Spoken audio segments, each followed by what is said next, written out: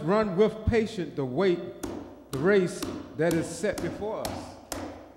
We all are in a race, church. Yes, in a race. We all are in a race, church. Set before. We all are in a race. You got to run that race that is set before us. Looking unto who? Looking unto Jesus. Looking unto who? Jesus. Looking at the hill. Look unto Jesus. Looking at the mountain that you got to climb. Looking unto Jesus. Looking unto Jesus. What? The author and finisher of our faith. Is the one that supplies you with the faith. Yes. In him we live. In him we move. Yes. And in him we have our state of being.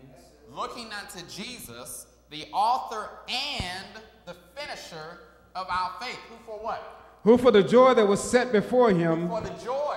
It put a smile on his face. Yes. Who for the joy that was set before him. Endured the cross. He endured the cross. And what? Despising the shame. Uh-huh. And is set down at the right hand of the throne of God. And is set down at the right hand of the throne of God. For consider what? For consider him that endures such contradictions of sinners against himself, lest ye be weary and faint in your minds. So when you're going through your tests, church, when you're going through your trials, church, when you're going through your tribulations, and as the songwriter said, and it seems like you can't make it through, that's when you consider Jesus. That's when you consider Christ. Stop looking at the hill, church, and look at Christ, who is the supplier of all our strength. For in him we live, we move, and we have our state of being. For consider him that endured.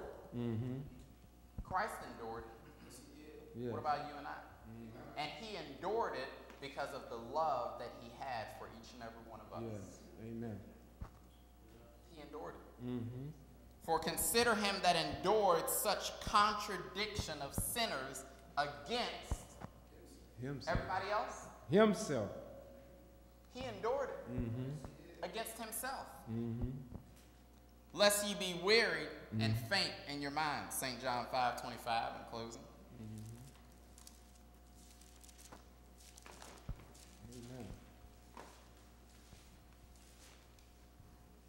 St. John 5:25 says what? Verily, verily, I say unto you, the hour is coming. The hour is coming, and what? And now is. And now is when what? When the dead shall hear the voice of the Son of God. When the dead shall hear the voice of the Son of God, and what? And they that hear. And they that hear shall live. You know, my wife and I this past summer we started jogging for close to about a mile every day. And I got long legs, so I can cover a large amount of ground with each jog, with each step. So, of course, I'm way ahead of her, and I look back, and she's all the way back there. Well, I got to stop, and I got to take a break, losing my wind. And all of a sudden, shoom, here comes the landing right on past me. So I'm like, how in the world? And she keeps right on going. Never even stops. I'm like, so she kept doing it. So finally I said, what's your secret? What's your secret? I said, I'm way ahead of you, and you all the way back there. And as soon as I stop and take a break, here you come, zoom, running right on past me. She said, in so many words, she said, David, you don't look at the finish line. You take small strides at a time. You do small goals. See, so many times, church, we look at the hill, and we say, man, that hill is just too high for me. Take it one step at a time. She said, what I do is I look at every 10 mailboxes, because we jog around the neighborhood. She said, I look at every 10 mailboxes, and she said, if I can just make it to that 10th mailbox, then I'll be good to go. And then she'll start right on over at that 10th mailbox. Okay, I got 10 more mailboxes. And then before she knows it, she's at the finish line. Endurance. Don't look at how tall the hills are in your life, church. Just take small strides at a time.